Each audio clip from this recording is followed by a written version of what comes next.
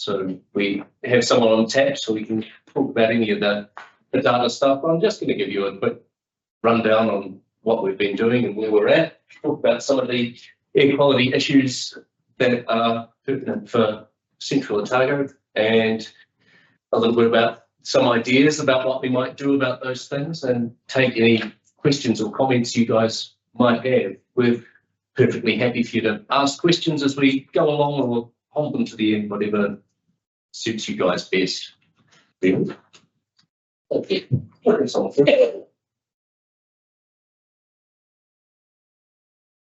So this is probably stuff you guys already know, but just in case, the resource management that makes the ORC responsible for controlling status to air.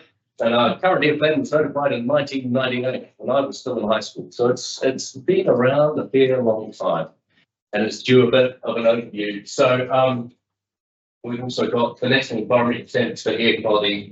Yeah, I stand up, turn it around. Which set the limits to quality of pollution to protect human health in New Zealand. So a lot has changed in that time, and even the National Environmental Standards are a good 20 years old now. So we've got better practice, we've got more monitoring, we've got more supporting research.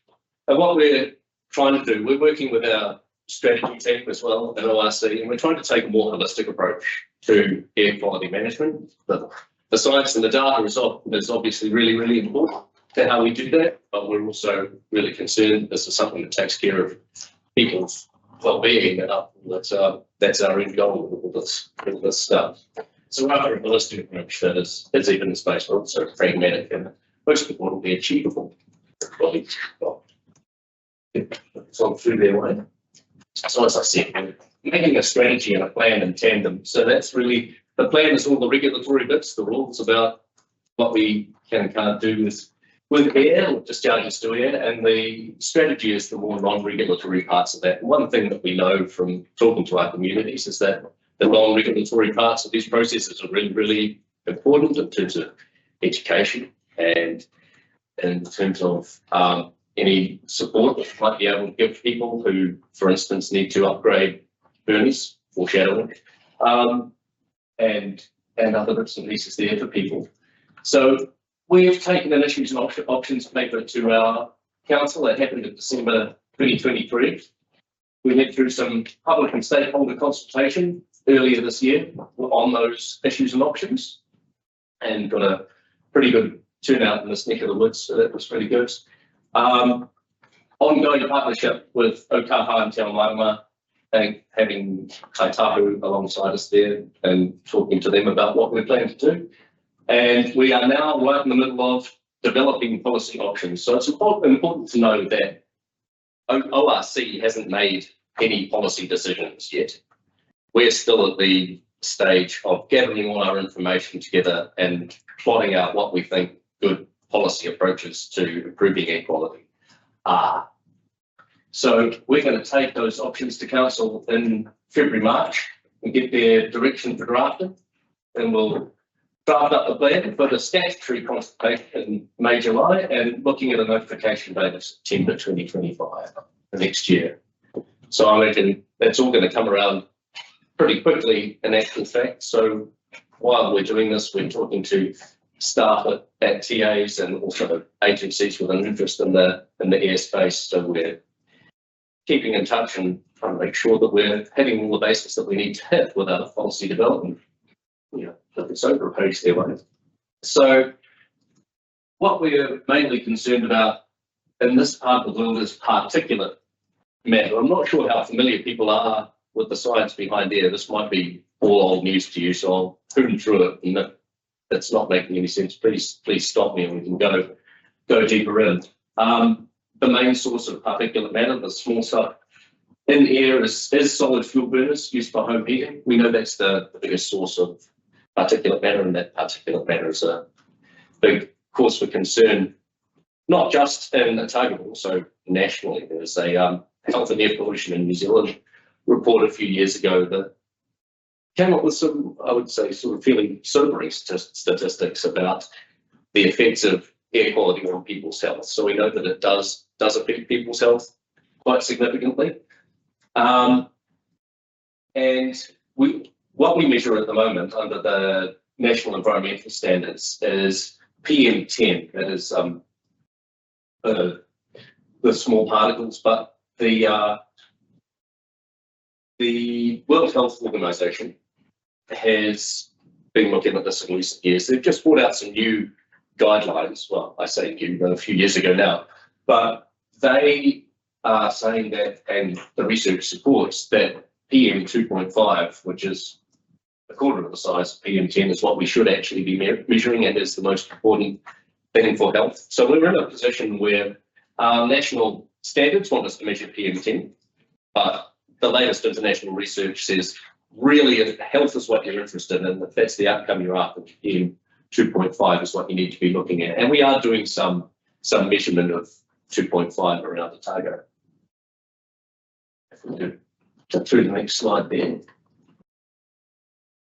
So this is a bit of a wordy table for a slide, but it lets you know what the different standards are that we're looking at for the various pieces we have in play. So the NESAC standard 2004 is what we're operating under at the moment. There was a proposed National Environmental Statement that was going around in 2020 that was going to change those standards, but while that was in train, the World Health Organization standards came out in 2021, which paused work on the proposed NESAC for 2020, and that work hasn't really kicked off again.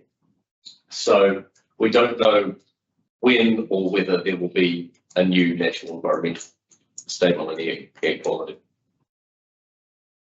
So we are interested in looking at the World Health Organization guidelines. They have some key differences from what we measure under the National Environmental Statement. One is that our National Environmental Statement uses a daily 24-hour averaging period. The World Health Organization looks at chronic exposures to PM, so it's looking at an annual average, and that's what seems to be important for looking at health effects. So we'd be interested in measuring that, and also it's the research underpinning the WHO guidelines has shown that health effects start to occur at much lower levels of particulate matter in the air than perhaps we were previously thinking. So click on to the next slide there.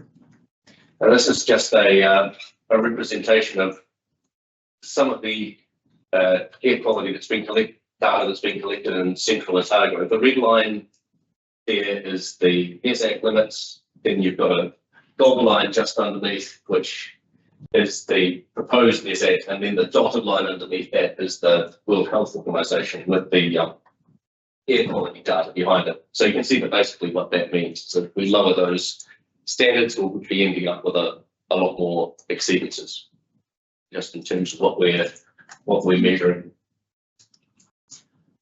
Good. Can I ask a question? Yes, please do. Is there a time frame for those spikes? You know, Yeah, sorry, this is 24-hour average data. so what time in the day is the spike?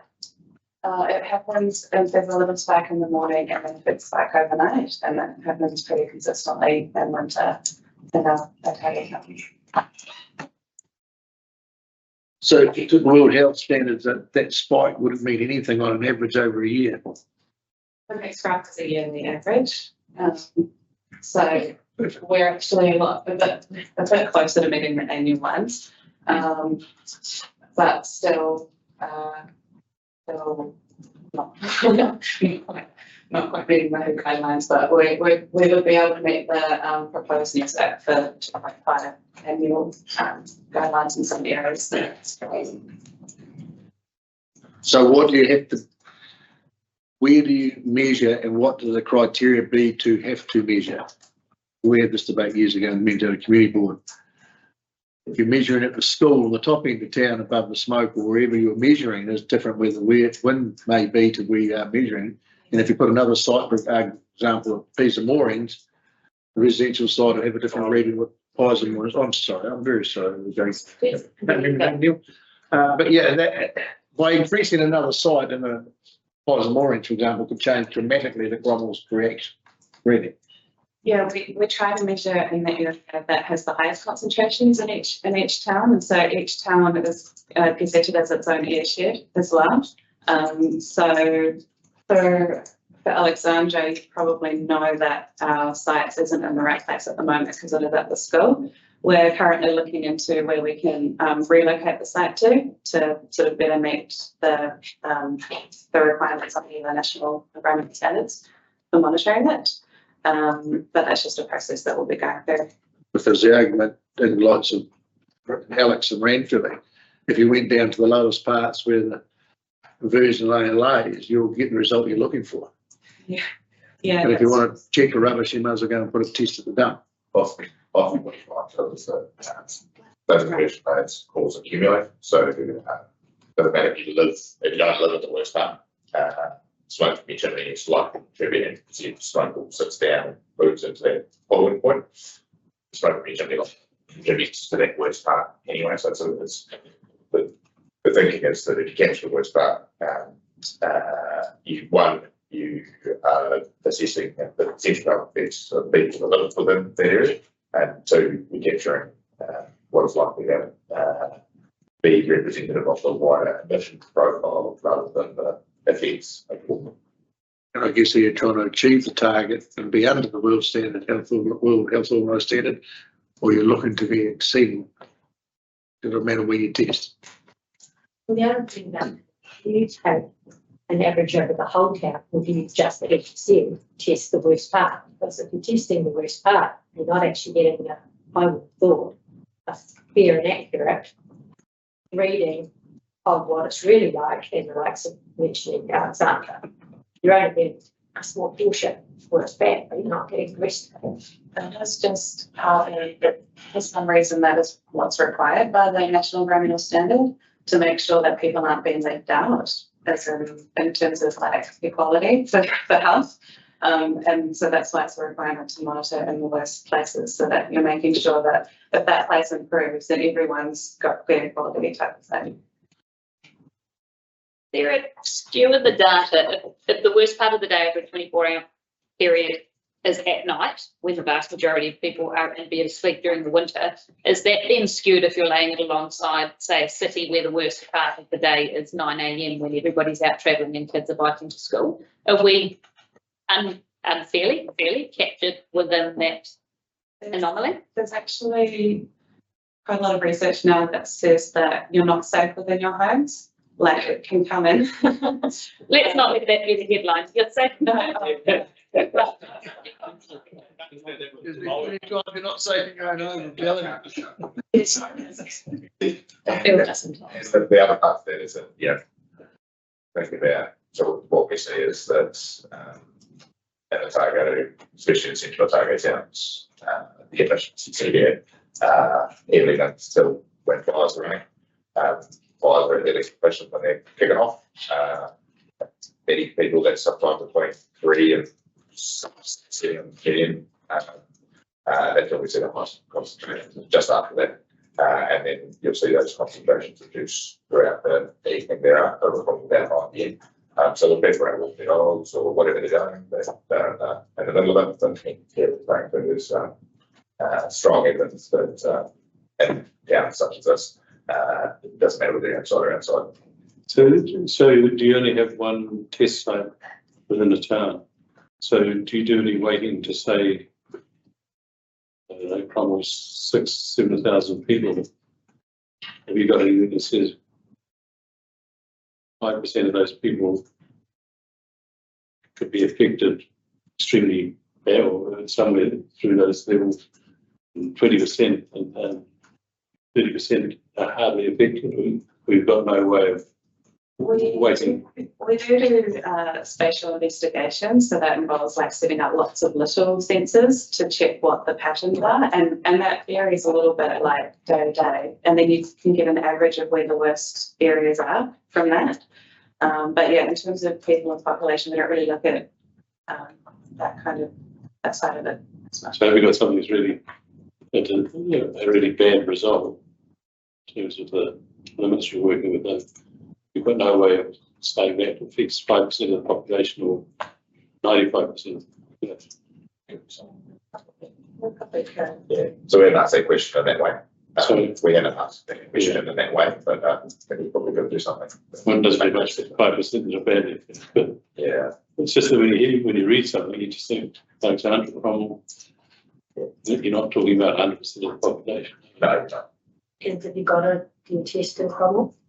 Yeah, we have a new instrument there. It's not currently running for LAR, so that might be why you haven't been aware of it. But yes, we've had something there monitoring for probably 15 years. Whereabouts is that located? It used to be at the Polytech, but it got moved, and now I think it's somewhere else quite central. Sorry, I'm not too sure. I haven't actually been to that site myself. But yeah, it's sort of within the central town area.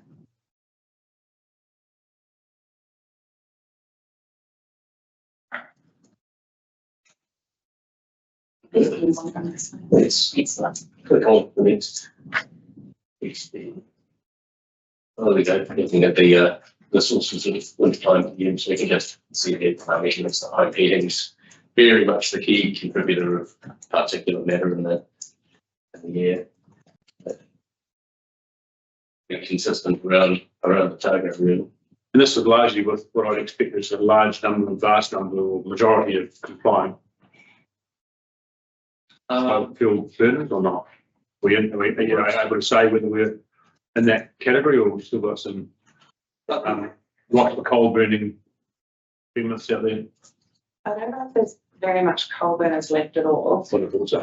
If there is, it's a very small percentage, but yeah, in terms of wood burners, it can be quite difficult to estimate. So, but we do have our numbers from emissions inventories, which are run using surveys, and so we've got estimates of age, but we don't have a lot of information about the makes and models. So yeah, it can be hard. I think a lot of what is here, probably the majority of wood burners would be compliant with our current air plan, but that's not the best technology that's available now for reducing emissions. Where is, these guys are going to give me equals. Where's Doesn't feature. But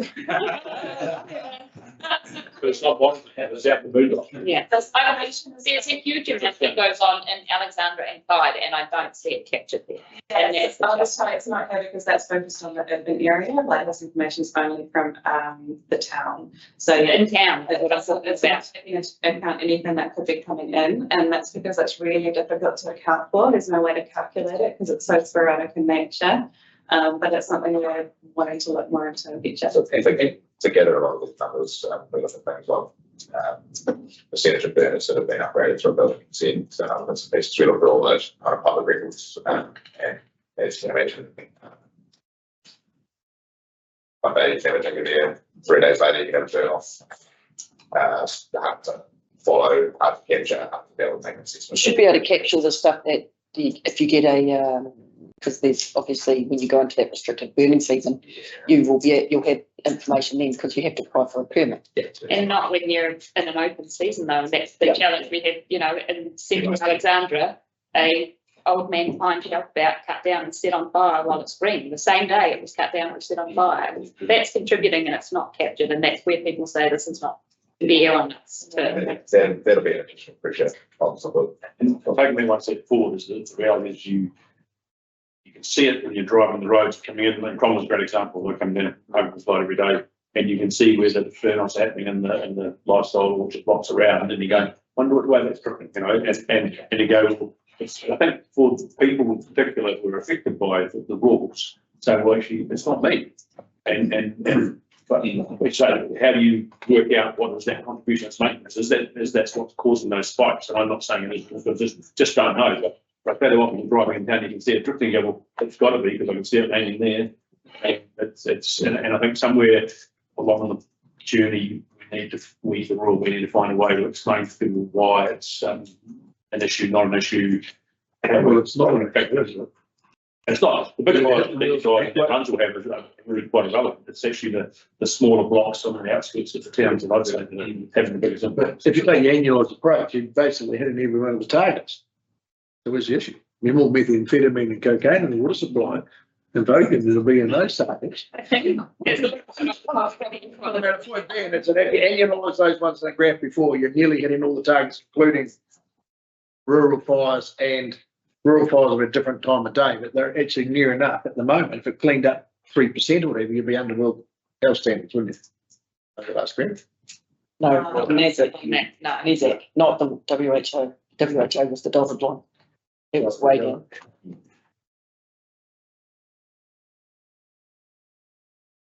It's, rural burning, so I understand, I mean, rural burning is difficult to factor into kind of numeric conversation, but, you know, we acknowledge the nuisance element, so rural burning in terms of time frames and, you know, we get a significant amount of complaints and, you know, it's a considerable amount of compliance work related to rural burning. So definitely something that's for consideration in this case. Environment Canterbury did do some specific work on stubble burning, which is not as much a thing here in Otago.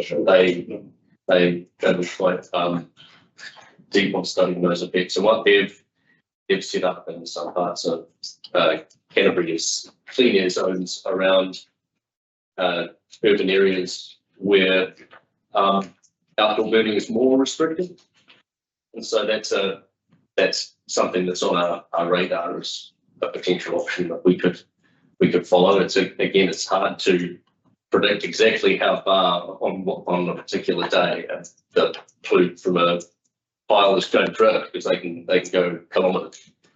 But even if we put sort of some kind of buffer zone around places that are really having trouble with air quality, that would at least cut out some of that effect. So that's something that we're looking at. And I think you're not wrong. It's not rural fires and farmers out in the back blocks burning. It is people on the edge of town or with a big garden. They've got a drum in their backyard that they've pruned their trees and they're feeding it into. And that's really difficult to tell them that. And consider it size, The number of actual big rural burn-offs is reducing significantly. which in itself. And I can say that from personal. But there is also a risk in that. I was talking to that forum or friends with Stephanie Roderangi saying we're going to be like Australia if we don't start burning some of these regions, because we're building up so much fuel that is actually like in those towns that you're talking about. If you've got a whole lot of wood chippings and prunings and you can't get rid of it, and you have an OHA-like event, which we look at Canterbury this week, some of the fuel running around these cities, and people go, oh, we've got to control it. Well, unfortunately, you can't have one without the other. And you take Naseby, for example, all the Cribbies haven't got rid of their rubbish and it's all just sitting around the back of their houses. You've got a recipes. And I know that Fens, well, when the last meeting we had, they wanted more burning of rural land to reduce the risk on the population. So there's always going to be pushback. There are legitimate risks to burn zones. We're quite aware of that. And there are sometimes there are options. Sometimes you can mulch and compost some of that stuff. I know that there are expenses associated with that. So yeah, it's all going in the mix, all those considerations. So yeah, shall we move on through to the next one? We've probably covered a whole lot of this. As you know, smoking extracted and induction layers, making air quality worse. And how much is smoker burner releases depends on the technology of the burner. We have things these days, maybe some of you have them, ultra low emission burners, which have really low emission rates. Our current ultra low emission burner is actually quite a bit more efficient than the current limits for burners in our airplane. So we could get quite a bit more efficient. They used to be a lot more expensive than standard burners, but these days they're pretty comparable in price, which is quite good. So getting hold of a ULED for sure is a lot easier than it used. Part of this is burning practice, and actually it's the same fire. So you were saying with the green wood, the kind of thing that you burn is really important. But we're looking at what the content of burning piles ought to be and putting out some guidance around around that and consulting on that, and also what you put in burners, making sure that the wood people can get a hold of is dry, you know, burning or nappies or any other things like to burn sometimes. But we're also what can we continue? We know that cold is a health risk.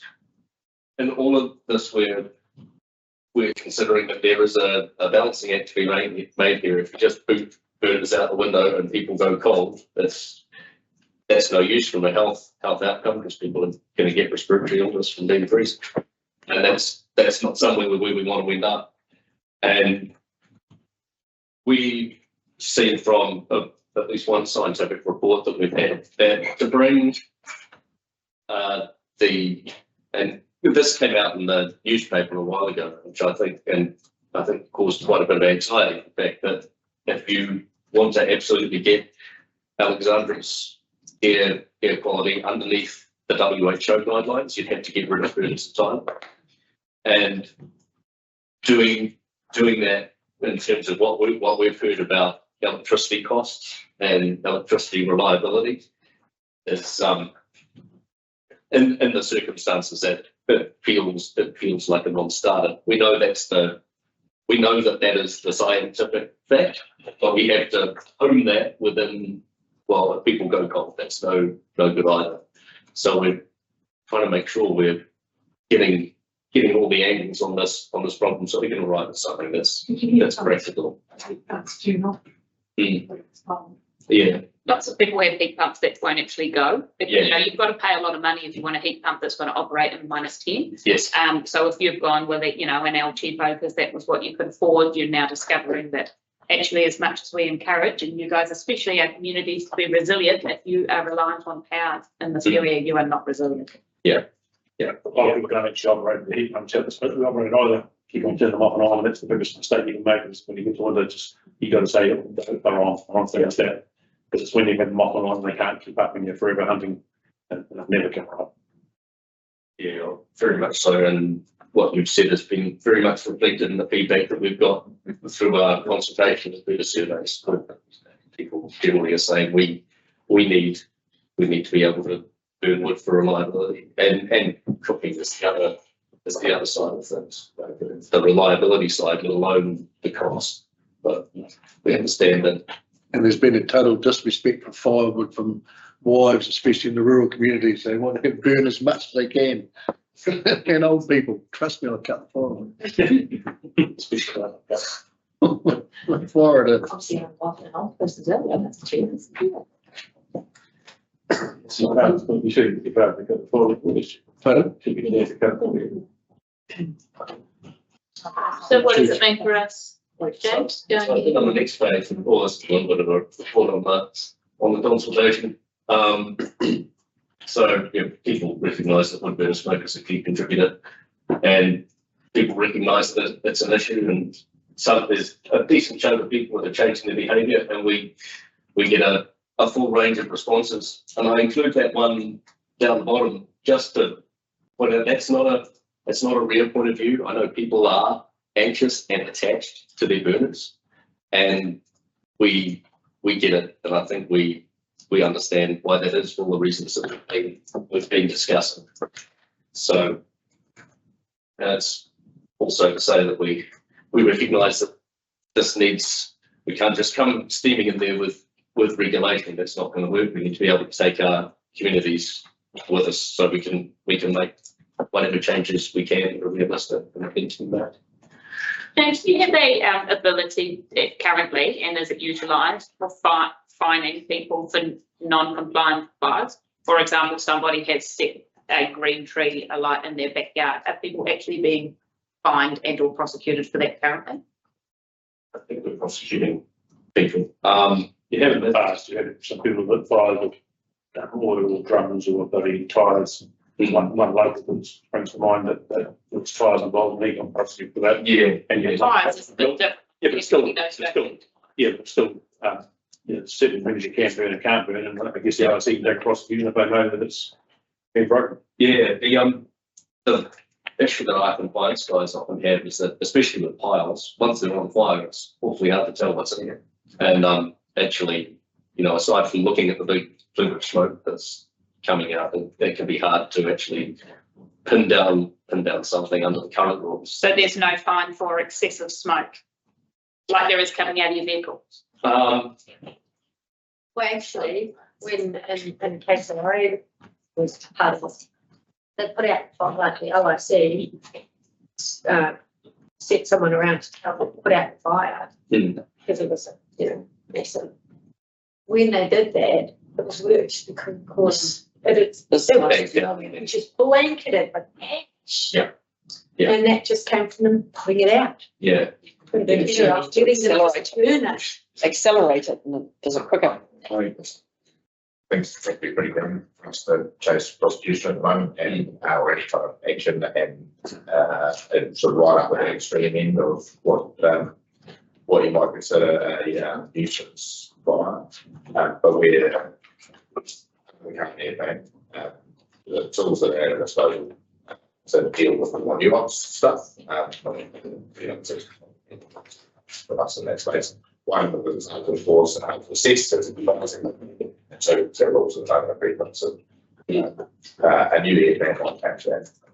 I think it recognising that there's an issue that needs to be addressed. I think it would go a long way towards community buy-in if there was ability for people to ring the hotline and somebody go, you've clearly set alight a big pile of green branches, here's your $250 fine. Yeah. And fines are a great deterrent for people to comply with what your expectations are. And I think until you do that, if the second you start thinking about people having to A, replace their wood burners or something else, or B, have no wood burners, it's a massive turn off for this area until some of those other challenges are being addressed. And I realise it would be incredibly difficult, and you might get 1 out of 20 fires that have been lit that are burning that someone's called your hotline and the pollution guy who's on call has gone around and said, yeah, that's not compliant, here's your ticket. But yeah, I recognise it's challenging and not perfect. But it might be started. you're right, it makes sense. And one of the challenges under the current rules is that they're maybe not clear enough to give our compliance guys the ability to go, that's clearly non-compliant, here's your fine. And that's one of the things that we're looking at for those kinds of emissions is tidying up the clarity of what is and isn't compliant. So, yeah, so hopefully some more clarity in that space. I've been very Things have moved when the chairman of the board used to like to dump on fire and the fire brigade used to be late there to let it burn. That used to be a standard joke years ago. They had dumps in towns and they got lit. sure it seemed like a sustainable option to keep your dump open for longer. And they're right next to the river, so you get some water out of it, get away. I'm going to be late getting there. So we've got a few tools we can look at. The regulatory ones that we've sort of discussed them are requiring new burners, and then the question is how we go about that. Some of the things that it seems obvious to try and have tried in other places are when somebody builds a new home or when they replace a burner, you get them to replace that with an ultra low emission burner, and then over time we try and phase out all the higher emitting burners. This is what looks like Southland and Environment Canterbury are doing is phasing out these burners over time. Around about a 20-year period is what they're using because that's fairly closely related to the operational life of somebody's burner. So that's what, although some people do hang on to them for longer. So that's the other thing that we're looking at. Clear requirements, yes, we can do as we talked about, only burning the right kinds of things, burning dry wood or you would burn it, that make massive difference. The amount of smoke output that burners have, buffer zones, as I mentioned before. For outdoor burning, we're looking at ideas like smoke management plans and also looking at the airshed boundaries to include areas of urban growth. Obviously, and particularly in this part of the world, urban areas have changed an awful lot since 1998, and when our airsheds were gazetted. And so we really need to have another look at what those spaces are. Like we've got some work underway at the moment, looking at what more appropriate airsheds might look like. And when it came time to notify the plan, that's when we've put proposed new airsheds out alongside that. So I guess if you can say outdoor burning, it's pretty hard in a rural area to burn in the summer around here. yeah, Or else you're going to set the district on fire. Mm. So the only time you can actually safely burn is in winter. yeah, we realise we're at lots So, of yeah. fence guys, but Yeah, And you're not a lot of it, yeah, it's not things, it's actually just common sense. It's, you know, although it's a good example of saying fires in the wrong time to think about how it's caused. But if you put this place on fire now, the consequences are huge. fair enough, put it the wrong way. But Yeah, their requirements and for safety and our requirements for clean air sort of butt up against each other. There are steps you can take to be responsible in either direction. oh, absolutely. I fully accept that. I think that's the part of science. One thing that has been tried elsewhere and is on our radar is the idea of using bylaws to assist with changes in burners. This has been done in Rotorua for the Penny Regional Council, district up there. And what happened in that case was the Rotorua district delegated their powers to make and monitor a bylaw to the regional council. The regional council wrote a bylaw that meant that at point of sale of a house, you couldn't sell a house with a non-compliant burner. Which meant that you get that changeover as they got the real estate agents and so forth on board. That seems to have worked quite well for them. They've got a model that works in Rotorua but would not work the same here. They're looking at actually getting rid of burners up there, which is a lot more feasible than a central North Island, but it isn't central South Island. So we wouldn't look at contemplating their approach, but it's something that we can look at the advantages of doing that. That we, through our rules, can only look at the emissions out of chimneys, whereas a bylaw can actually look at the actual appliance that is in the house and get that out. So it's a potential thing that we can think about, but as I say, no decisions in this space have been made yet. So if we look over to the next page, I think we're nearly at an end here. Non-regulatory stuff we can look at. Obviously, that list of regulations needs to be supported by a whole list of non-regulatory measures. So one thing that keeps popping up in our discussions with other councils is that you're not going to be able to replace burners without some kind of financial support, especially for people who are struggling with paying things. They're being able to replace a burner can be just out of reach for some people. So there needs to be some form of financial support. There are some mechanisms already in place through ECA, and Cozy Homes is helping with that. I know that Kaitahu has some systems that they use, but some form of support needs to be out there. We haven't looked at what that would look like at this stage, or what form of support and to whom it would go, but we know that something will be required in order to actually make a turnover burners practical for people. And there's a number of other things that have been done there, including firewood certification, so that people can trust the firewood that they're getting is dry. Actually monitoring smoky chimneys has been done in some places, and sort of coupled with an education campaign for people in those houses. And those ones at the bottom are more sort of advocacy roles. I suppose we don't have any direct effect, obviously, on the price of electricity, but advocating in that space is going to be important for people who do want to electrify their engine. Move on to the next slide here. So this is, and the rest of the plan. There's a whole bunch of other things, obviously, that affect air quality, and domestic burning is the big thing for ambient air, but there are a lot of local effects that the air plan does need to address.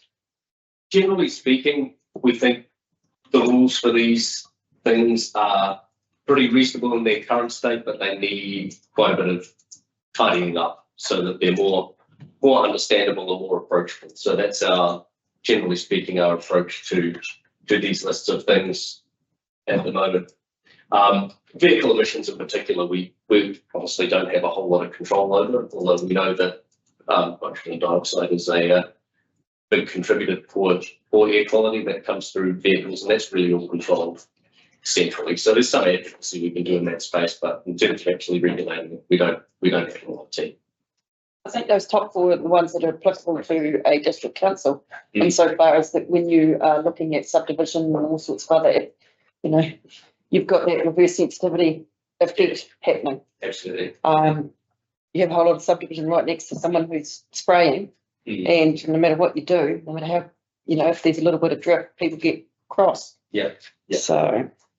You want that in case you do. Contribute.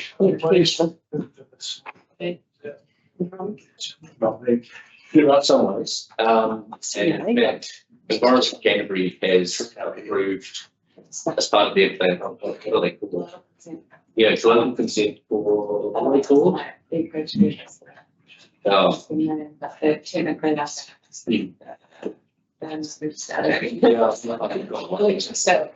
what you say, something you can stick on your chimney that scrubs the particulates coming out of your burner. So you can do that. They tend to be pretty expensive, so they're probably not hugely different, I think, from getting a. But there certainly are devices that can do that for domestic chimneys. But I guess you're seeing the introduction of a source point, at the house where you're putting UV filters on houses. So what's the difference? That potentially is something that's coming. Yeah. Yeah, so I think that just about covers us. Really? Have you guys asked them all the questions that you'd like, or give us some comments? One of the things that intrigues me is the issue around airsheds, and particularly in airshed 3, and you've got the 2 hectare rule. Yeah. And somehow there's this observation that someone can be living in the airshed 3 on a 1,000 square metre section, and across the road, 22 yards away, is someone on a 2 hectare section. They can, the rules are different because of the size of the section. They're going, it smokes and still go to the same place. And so I'm kind of expecting or hoping that the plan might look at that and go, actually, that doesn't quite make any sense.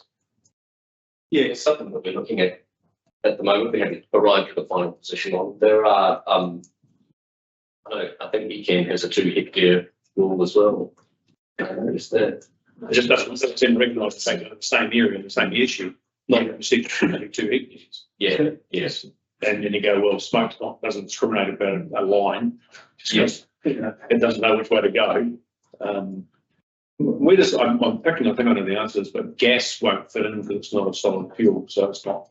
Is the emissions from a gas fire considered to impact on PM10s, 2.5s, or yes, no, maybe? I know they have other issues. But yeah, well, I don't actually know, but they can probably Gas. Yeah. So yes, we have. What rules do you require around for local authorities to install any ultra low emission burners? Is that an area you get involved in? I mean, I don't know what outcome. Well, we replaced our coal-fired boiler. Sorry? We replaced our coal. No, but if you're considering a new house. my take is the building code system, which is in the code for the building of and putting a solid fuel burner in.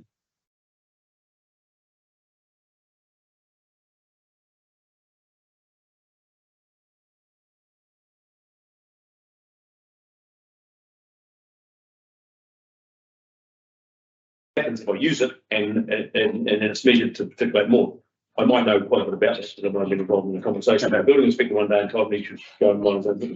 But surely that's an area that You should be looking. That's the bylaw approach, isn't it, effectively? that is the bylaw. Yeah, the bylaw would affect the burners in particular. I think just plans, you can also do some information about. Not under the building code, you couldn't. No, the plan doesn't relate to the building code, so it's get a building consent to build a house. and you've got to install the solid fuel burner to meet the code.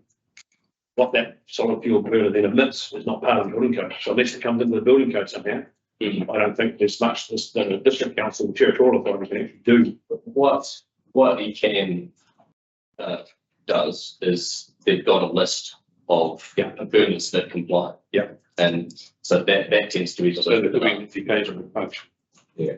Well, I think it is, and I suspect that anybody that goes to this council and says, I want to put a non-compliant fire, and we told very quickly, well, if you can put it in, you're not going to be able to use it. Yeah. And I wouldn't even be surprised more if there's actually just our council doesn't supply the regional council with someone that says this one's just for the wrong for the fire.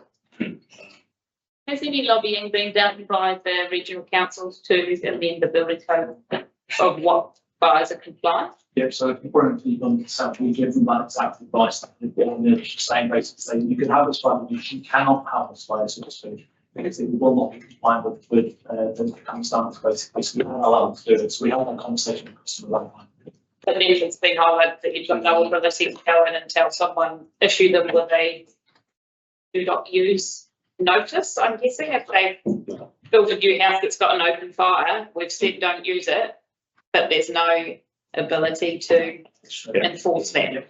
And by way of an example is that I know of a situation where someone put in an open fire, and the building inspector says, no, that doesn't comply, and was told it complies with the code, and read the plans, well, it's actually gas converted, so actually it's fine, because that's what, there's a gas line going to it, so it's a gas fire, but so the advice is definitely given.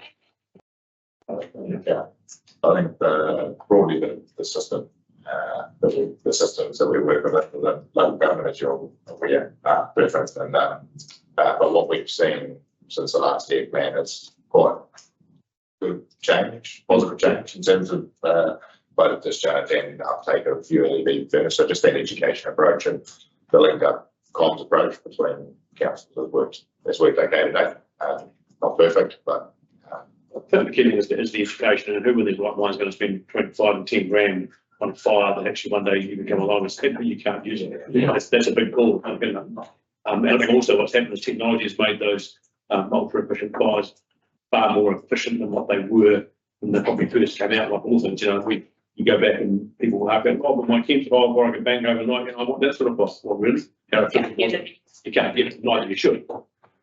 And it's promising that those ULEV ones are coming down in price, because that was the biggest barrier to people putting them in. So it's like, I'm spending $500,000 anyway, and here's an opportunity for me to save $5,000. Yeah, absolutely. Great that we're going in the right direction, and hopefully we can keep getting there in incremental steps. And I think there's some positives come out of it. I've got one more sort of general question. Can you actually burn dry enough wood in an open fire situation, in or out, it doesn't matter, but in that situation where you can meet the PM10, PM2.5? So a farmer or anybody else doing the driest wood possible, burning it outdoors, can't meet those levels full stop. No, it has to be an enclosed fire to sort of start meeting those standards. Yeah, an open fire just doesn't have the technology of the firebox to do that. But it's not. But I'm picking there's not just an open fire itself. It's actually an outdoor fire as well. Yeah. Oh yeah. Yeah. Is there any difference? I suspect there's not a significant difference. Dry wood burning in an open firebox inside your lounge, dry wood burning in a fire pit outside. The PM 2.5 and 10s are going to be the same. Yeah. Absolutely. Yeah. That's why I think especially that's when the air sheds become quite relevant to those things. And that's the difference between the 2 hectares and the 2,000 square metres. We go, well, where's the logic? Sort of all or nothing. I would thought. Look forward to seeing what comes out. Yeah, thank you. Yeah. I think in that case it's about the concentration of the smoke in the air over time. But obviously, whenever you look at a big fire, when you see all the smoke coming out, that's what catches people's eyes. You can smell it, you can see it, you can see where it's going. So there's obviously some kind of contribution, but it's what's coming out of domestic chimneys, sort of in the smaller amounts, but super consistently. That's building up the consistent levels of PM. I think in the residential one, it's the volume, it's the number, not one on its own. Yeah. Whereas if you get 100 of them in this town equals students big one out, and it's about. Yeah. Nothing. Yeah, but yeah, By the way, the equality impact is the same. And thank you. Have any argument from us that could do better, our options to do better, our opportunities, we'll take them. But we still want to be able to burn one of our houses for people and alive, ideally. And burn paddocks. And basically like burn paddocks on occasion in a very responsible manner. Absolutely. To our place, Yeah. not recently, That wasn't the question.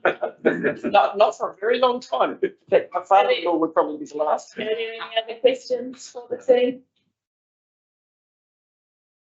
We ask is you keep us in the loop, very much appreciated. Thank you. Cheers. City was supposed to get a bigger.